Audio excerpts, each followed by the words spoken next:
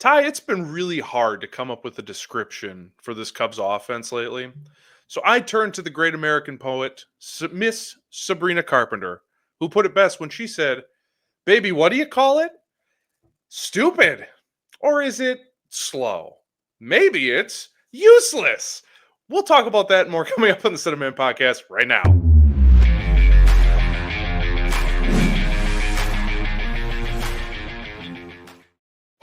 Welcome into a brand new edition of the Setup Man podcast. I am Alex Brawl, along with Ty. You can find him at Setup Man Ty on X. Find me at AJ Brault on X as well.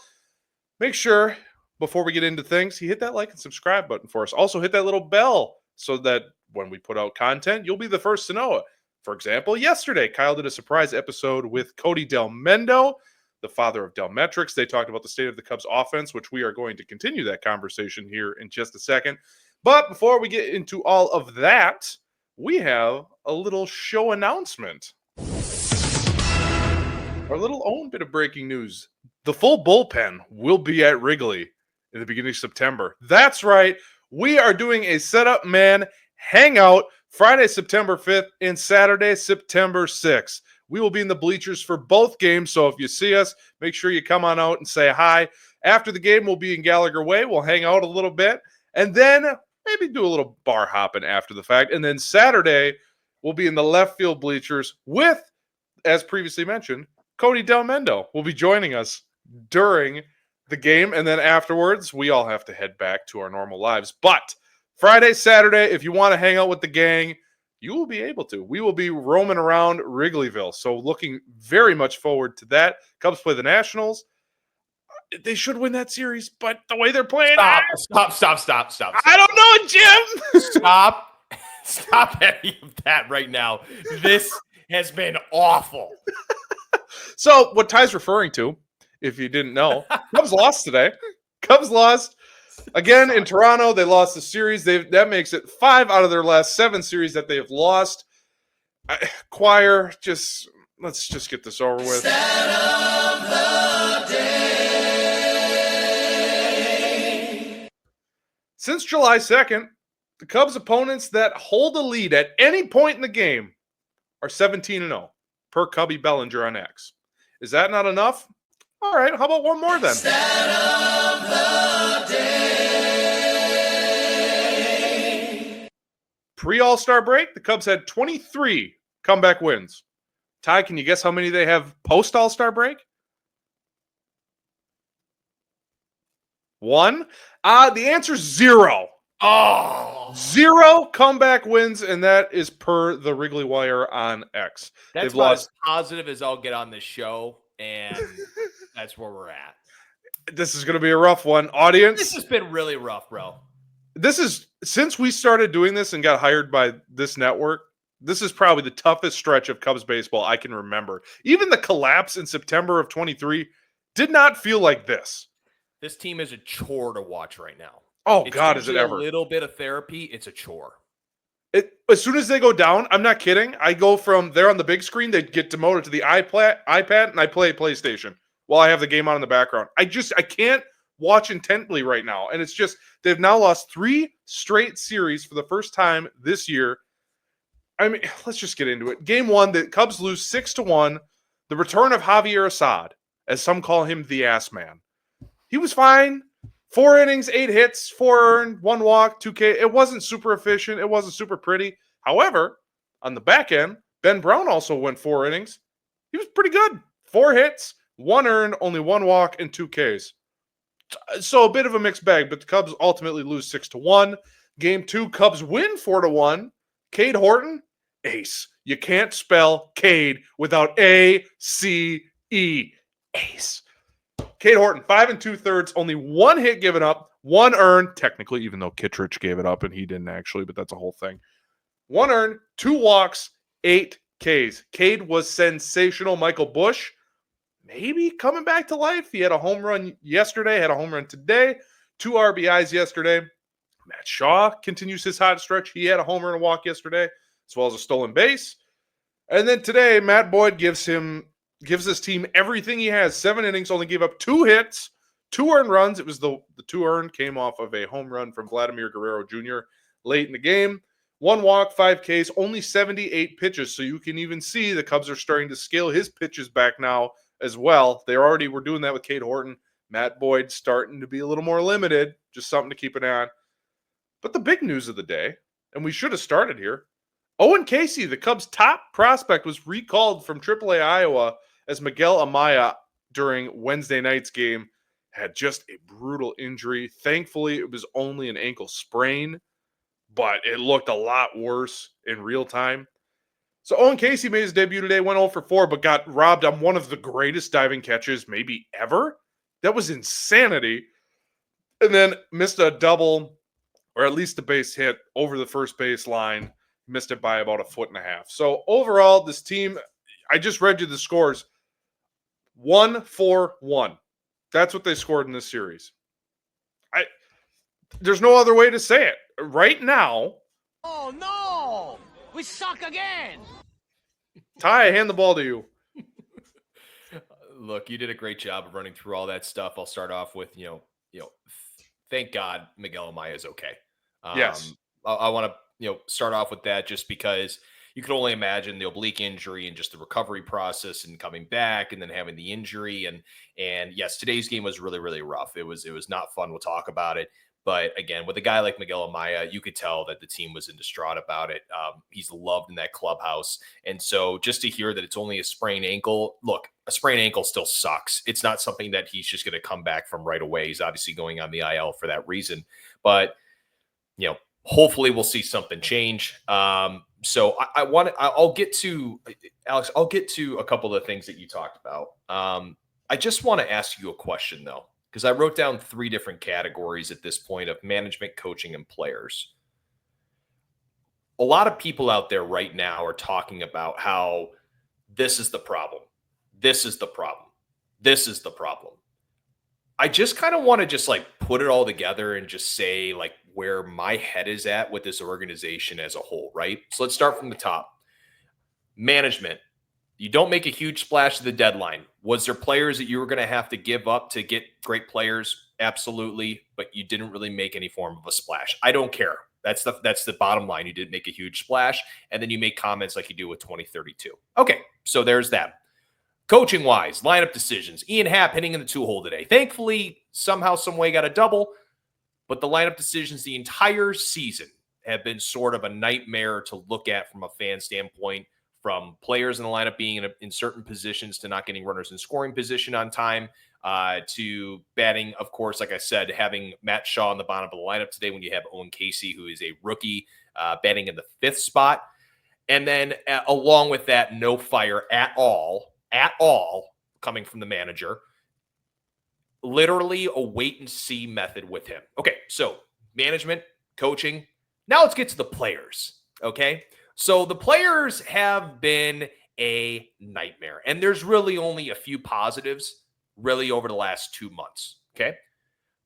Kyle Tucker since July 1st, 114 ABs, a 599 OPS, 1 home run. PCA's last 30 days, a 636 OPS. Seiya Suzuki last 30 days, 598 OPS. Michael Busch last 30 days, he has 4 home runs, but he has a 568 OPS. The team OPS since the All-Star break is 693. It was 771 prior to the All-Star break. So where I'm at with this team is nope, none of the guys around Kyle Tucker are doing anything. Nothing is happening from Kyle Tucker. You got nothing coming from your manager whatsoever about anything, any fire at all. And then your management didn't get anything at the deadline to sort of bolster the team a little bit and give them a little bit they believe in the fact that we can go win a World Series. All of this to say this team since the All-Star break has been miserable to watch. Yeah. That's it. No more questions, Your Honor. I don't really have much to add. X right now is a poison well. Everyone's trying to find someone to blame.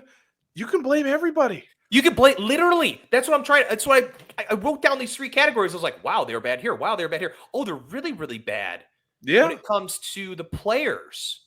And so Yes, like whatever this team needs to do to just get things going. I mean, Kyle Tucker to throw his helmet in the dugout really says something. I know it's basically, he's thinking about himself at that point, which he cares about winning. He wants to win. He wants to be successful. But it's like the entire team feels like they're throwing their helmet in the dugout right now. Yeah. And Craig Counsell's picking it up and handing it back to him, saying, throw it again, guys. Throw it again. Get it out of you. Wait and see. Maybe that will do something.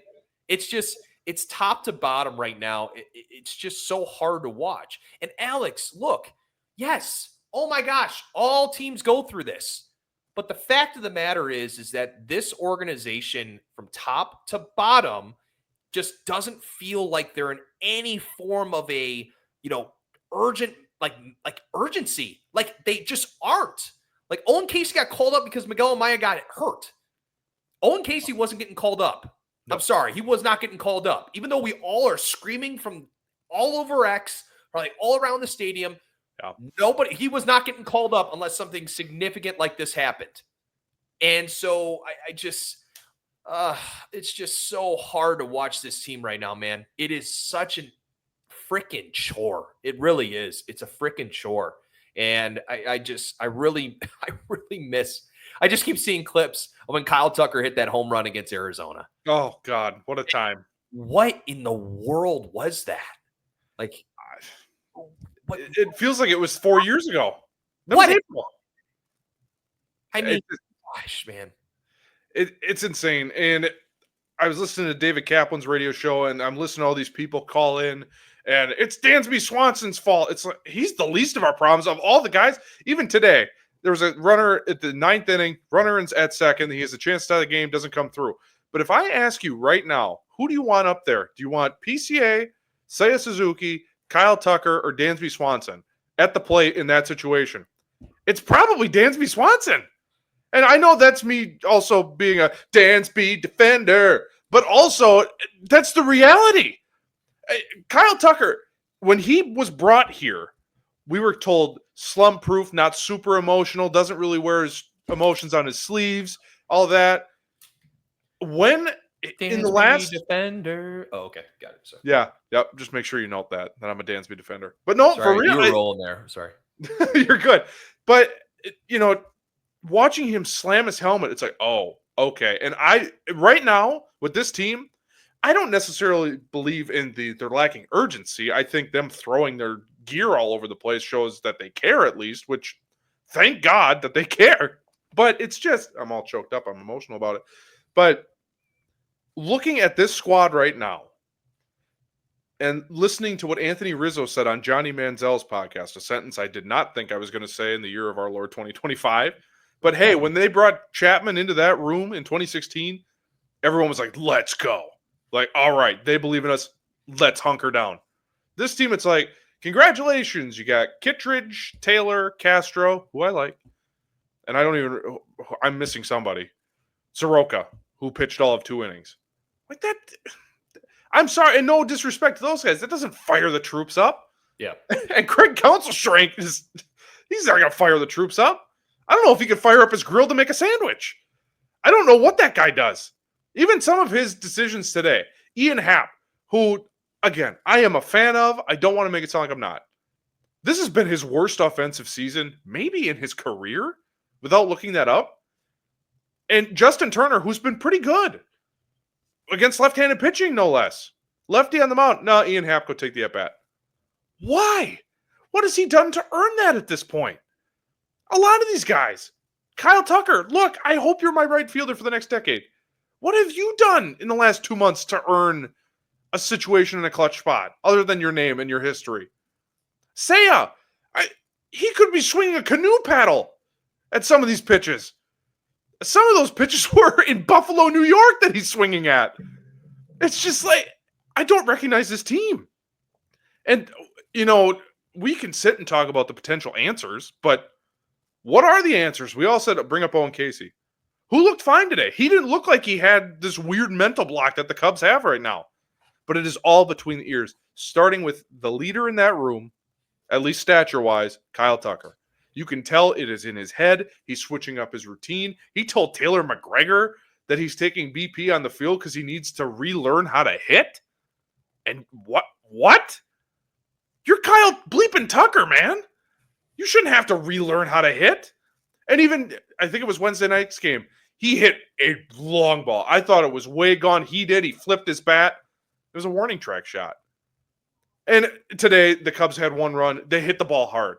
So there are signs of life, but it kind of almost feels like the ending scene in Elf, spoiler alert, when they're trying to get that sleigh in the air, but the motor's just sputtering. Like anytime you see any bit of hope that things are going to take off, it just sputters, and they can't get the thing in the air. That's how watching this offense feels right now. And for as great as the pitching's been, bullpen has been fine. Palencia looked amazing, but everyone else, fine.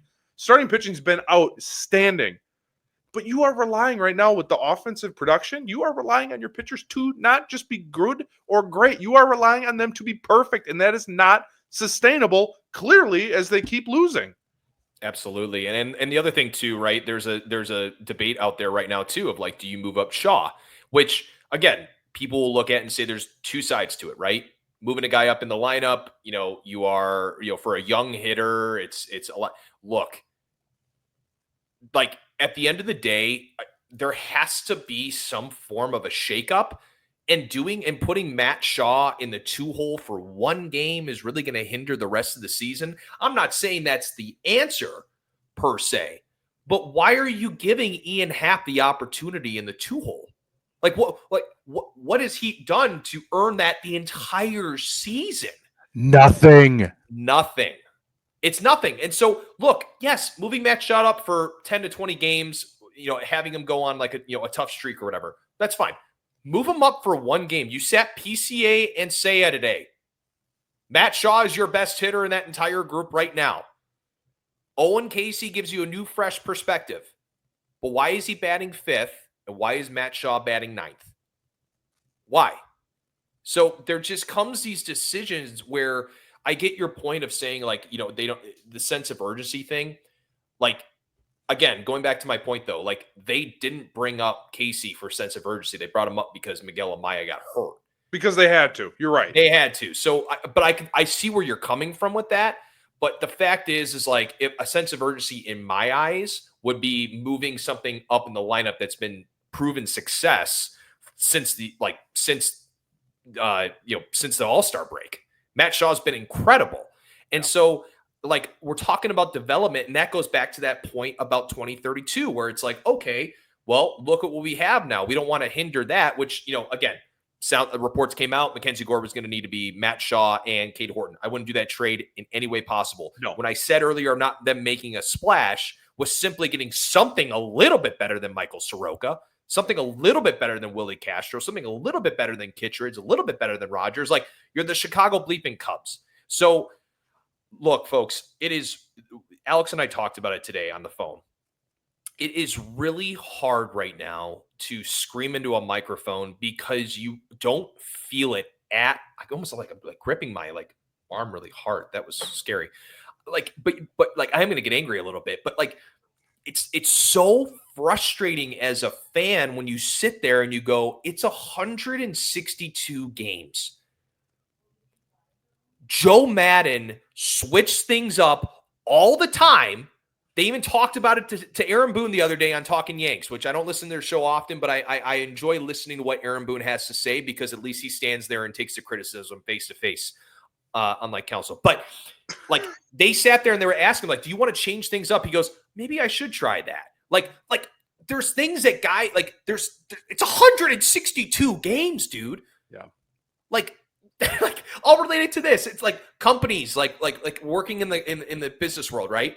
Week after week, you companies now don't just go 8 to 5 and go home, right? They do happy hours. They do other things.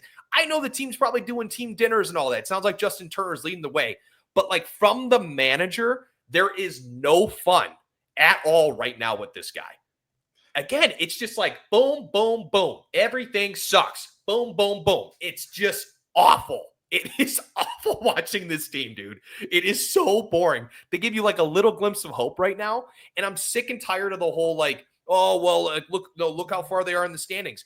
Dude, there is no chance in anyone's mind that they think this team right now, as constructed with how they've been playing, can do well in the playoffs. I don't even know if they can get there. Like the people are like, oh, like they're still first. San Diego's and LA are taking over that spot.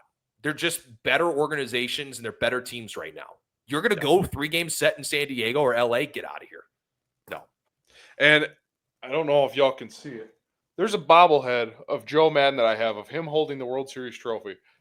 I don't think people understand. Yes, I know by the end of his term, Madden had rubbed people the wrong way and it was just time to break up. Whatever. But my God, does this team need a petting zoo for their families in the outfield right now? Just something. Anything. At least Joe Madden, hey, Anthony Rizzo, you're struggling. Take the leadoff spot. Have fun with it. I just heard, I believe, I can't remember what show I was listening to, but it was a story about Joe Madden when David DeJesus got to Tampa. And David DeJesus said, okay, what are my roles? What are the expectations? What do you need me to do? And Joe Madden said, go out there, play baseball, and play sexy. That's such a vibe, man. It's such a bar. This team doesn't have that. Council's like, well, you know, it's going to get better. You know, we got good offensive players. It's going to get better. What analytical measurement inside that department today was like, you know what? Matt Shaw has been absolutely tearing the cover off the ball, right? And he's sitting over there with his little glasses on. He's going, you know what would work? Put Matt Shaw in the 9-hole. Put Owen Casey in the 5-hole. And you know what? I think we're really going to find something special today. Ian Happ in the 2-hole. And hey, well, you know what? Here's the card, Craig. Go have a great day. This is going to be a lot of fun for you, pal. Well, it's been awful, man. And that guy who's sitting in there probably doesn't even have to watch the games and could care less about baseball. So guess what? Figure something out soon. Just please. Even if it's I beg. Awful. I know he'll never do it because he doesn't have this kind of personality. But Craig, I'm just asking, just for one day, just switch it up and have fun with the lineup. Don't listen to the nerds in the analytical department. Just throw something out there. Maybe it's Matt Shaw leading off and Nico Horner batting third. Just try something. Put Tucker in the 9-hole and just be like, hey, man, pressure's off. Just refine your stroke. You can go on the 9-hole. Try it out. Walk into the meeting, Craig. Walk into the meeting from 9 a.m. to 9:30. Normally can go over 10 minutes possibly because, you know, obviously everybody has a point to make in that room. Put the lineup on the table and go, guys, this is all I have for today. This is what I'm going to use. You guys earned an extra 30 minutes of your day back to go grab a coffee from the little roaster shop that Ian Happ has. Because guess what? Ian Happ right now is actually working in the store the entire day because I'm giving him an off day and I'm putting Matt Shaw in the leadoff spot. Have a great day, everyone. Free coffee over there you can get later. Do something. Like, just do something. My rage knows no bounds. It's just excruciating. It really is. Man. Well, that's why look, it's not Craig's personality, and you and I, and even I'm sure some of the comments, by the way, hop in the comments. We are please sure. Please like, comment, and subscribe. Please. Please. I mean, y'all in the comments, what would you change? What would you have fun with? Because what would you do? Yes. Just at this point, if you just have to throw a lineup out there, have some fun with it, man. What is the point? We are playing a sport. This is entertainment. Your team is as dead as disco. Try something, anything. As Ty just said, maybe you put Ian Happ in the 9-hole and Tucker's batting 7th or something and Dansby's batting leadoff. Just anything. The guys, okay, so realistically right now, just in all seriousness, who's actually, when they're at the plate, you're like, okay, this guy could, not will, but could get a hit. It's Shaw. I would argue probably Dansby. He hit the ball hard a lot this week. Bush? I'm in the middle with that one. Bush Sure. won't hit against lefties. Good point. So, yeah. It sucks because Andrew Heaney's going to throw this weekend. So I'm going Shaw. I'm going Nico. And I'm going Moises Ballesteros. Who's not even on the team. That's the problem. He's on a private jet right now. I promise you, folks. The sense of urgency is there. Guess what? He's coming up. Do you know that for a fact? It is completely false. I thought maybe you saw like a Twitter alert. I'm like, wait, that's big news. Who's getting cut then? Or who's getting sent down? Tommy Birch tweeted again that he hit another homer. No, I have no idea. I just, again. Okay, how about this? Since we're laughing now, since we're having fun, we got our angers out of the way. I will say this. Just positives across the board that I at least found is obviously we talked about Shaw.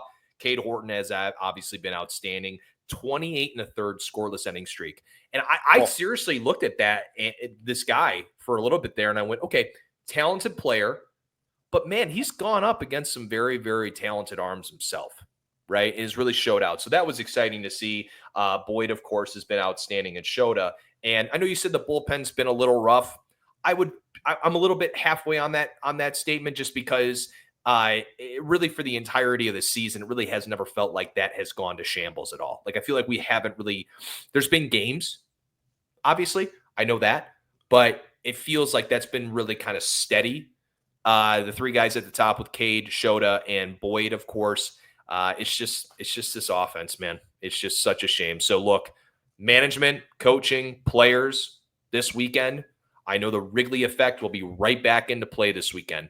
How about we play some scrappy baseball and just find a way to sweep? Because man, does this team, a sweep would do wonders for us. Dear Lord. I'm really stretching for this, but this weekend is Players Weekend, so the players get to have fun with their uniforms, their bats, their cleats. Maybe it's something. That's a really dumb excuse and a real big stretch, but this is all we have at this point because the organization told us on July 31st, when you wish upon a star, maybe your team can go real far. Like that's what the front office told us. So maybe Kyle Tucker just needs to wear some weird cleats. I saw that Marcelo Mayer of the Red Sox has a Lightning McQueen bat from the movie Cars. Like just something, anything to spark this team and have them being fun again. It went from Kyle Tucker's loving his experience in Chicago. Everyone was all buddy-buddy. And I'm not saying that they don't love each other now, but my God, everyone just looks angry. That does not look like a fun place to work right now. It doesn't. That's a great way to put it. And I will say this. I had a message out there about extending Kyle Tucker. I still am in that boat. I understand that may be controversial. If you disagree with me, please comment below. And I understand why people are pissed at him. He is a fantastic baseball player. He will turn it around. There's no way. I mean, seriously, if this continues for another month and a half, I might change my statement. But because I'm allowed to fan the way I want to fan. I will say though, he needs to whatever he needs, man. Hey, Kyle, what do you need today? I just need to sit in the room and read a book. Okay, Kyle, go do that and read 5 of them because we're probably going to be done in 9 innings because it's going to be like 2-1 on Saturday or Friday. Maybe just take a day off. Yeah. I do wonder. Or IL him. Whatever you need to do, man. Like whatever needs to be done, Alex. At this point, if they haven't put him on the IL now, they're not going to. Okay. And I was reminded listening to David Kaplan's show. Do you remember he fouled a ball off his knee against Kansas City? I kind of forgot that had happened. I stubbed my toe the other day on a lawn chair. So, can you take an at bat? Do you think I would have a little bit more energy at the plate right now than some of these players? Not saying I'm a better baseball player. That's not what I'm saying, folks. That's what I heard. That looks like when you get to go walk into the office and like you just like open the door and you're like, oh, yeah, like she's just like the front desk lady's right there and you're like, oh God, I gotta say hi to this lady. Hey, Janet, how are you? It's good to see you. Well, Yep, kids are good. Yep, I'm close my door. That's what it feels like when probably Kyle Tucker has to walk to the plate right now. Yeah, and for the most part, I like my job, but there are times where morale is horrible. I don't want to go to work. And I'm sure everybody in America, anyone within the sound of my voice probably knows exactly what I'm talking about. You have days where it's like, yeah, I like my job. And then you have days where it's like, dear God, I don't want to go to work. The Cubs have been in a dear God, I don't want to go to work mode for about 2 months now. And they just we got good hitters. It's going to change. It's been 2 months. If the players are trying, I don't want to make it sound like they're not. They are trying, but it's not happening. They need some sort of lift, some sort of spark. Council sure as hell ain't going to do it. The front office can keep DFAing guys and bringing guys up, but now you're relying on rookies. Owen Casey, who looked, by the way, like if you watched the Cubs at bats before Owen Casey showed up, it was like kind of the same, like, okay, they're swinging a bad pitch, whatever. Casey got up today and it was like a breath of fresh air as a fan. Like, oh, his at bats look different than the rest of these guys. Yep. And I mean, great, 0 for 4. He hit the ball hard a couple times, nothing to show for it. I mean, that was kind of the theme of the week, really, because I think, was that Tuesday's game? Dansby hit like 3 balls over 100 right at guys, nothing. I think Michael Busch hit a couple balls that were hard right at guys. Kyle Tucker yesterday hit a couple balls hard. It's like, oh, okay, starting to figure it out, but nothing to show for it. It's just when you're not seeing the results, that doesn't help the morale. And this team right now, the morale, I don't even think they have morale. I think it's just gone. There's no mojo, as Austin Powers would say. There's nothing here. And it's weird. Now, to try and sunshine pump a little bit, it is only August 14th. So if they all of a sudden figure it out and turn it on, and they turn into the April Cubs, headed into October, if they get there, cool. That's really good. Because there's a lot of good things we can point to, but it's all pitching. There's not a whole lot where you can look at the offense. Look, there's not much really at this point. It's just not offensively. I mean, the perfect, and it's going to be the thumbnail image for this episode, just the perfect encapsulation is Seiya's booty straight up in the air on the ground. It's just like, yeah, that's been the Cubs offense, man. But, and I don't know if I could say the other word, but y'all know what I'm thinking. It's another word for a donkey. Let's just series preview. Sweep the Pirates, please. Just please. Get some momentum going into like Milwaukee, because it's not going to be offensively. Just give me 3 wins and we'll find some momentum. Like, God. Little bit of a news bit that I did not mention earlier in the show. Jameson Taillon will be pitching one of those games against the Brewers. I don't know if that does anything for you. Let's just talk about the Pirates series. Yeah. Why don't we? All right. Cubs Pirates this weekend. 1:20 every day, Friday, Saturday, Sunday. And we're going to start with Colin Ray versus TBD. The Pirates have not yet announced their starters, although you had mentioned Andrew Heaney. So we can, I don't know what day, but it has not been officially announced for any day for Pittsburgh. So, well, I have a little bit of positive news. You want the breaking news sounder? No, please don't. Okay, hands off. I'm thinking it's going to be Ashcraft, Burrows, and Heaney. What does that mean? What does that mean, Alex? What does that mean? To me, nothing means nothing at this point. No Paul Skeens. Oh, well, is it a Pirates Cubs series without Paul Skeens? I don't think this series counts. You think he throws on 3 days rest? Maybe. They're playing the Cubs. Maybe they bring him out in the 9th if it's a close game. So it was Skeens, Keller, and then the 3 guys before that were Ashcraft, Burrows, and Heaney. I would be shocked. I'm almost positive they didn't play today, right? They didn't play today? I don't know. I don't think so. I don't think so. Hold on. Let me look. I got it right here. Nope. They don't play today. They don't play today, Alex. Sure didn't. Alex, here's what I'll say about this series. We all know the Wrigley effect will be in the play. It's just inevitable at this point. It's basically kind of how the world is at this point, is that it's hot everywhere and the winds will continue to win at Wrigley. It's not going to change. So all I ask is that the people that are there have a great time, because again, it's starting to get the changing of the weather is going to start to happen there. I'm in 119 degree heat here in Arizona. It's like 119 degrees the other day in Scottsdale. So just go have fun. And to the players, just go have fun. And Craig, have a couple cold ones the night before. Be a little loosey-goosey the next day and go find a way to win 3 games. I would love to throw so many different little things at you guys about, well, this player did this. The Cubs are 5-2 this year against the Pirates. Wow. Look. It doesn't matter at this point. It doesn't matter, dude. Whatever the boys are doing from Toronto to O'Hare, it's a 30-minute hey, sulk a little bit. It sucks. Everything's been awful for 2 months. We still have a legitimate shot to get a nice wild card spot and possibly earn home field advantage in the playoffs. There's still that possibility. Is it going to happen at this point? Probably not. But hey, there's a possibility. So please, just go have fun. That's all I got. For those watching on YouTube, Ty has gone full crazy eyes this episode.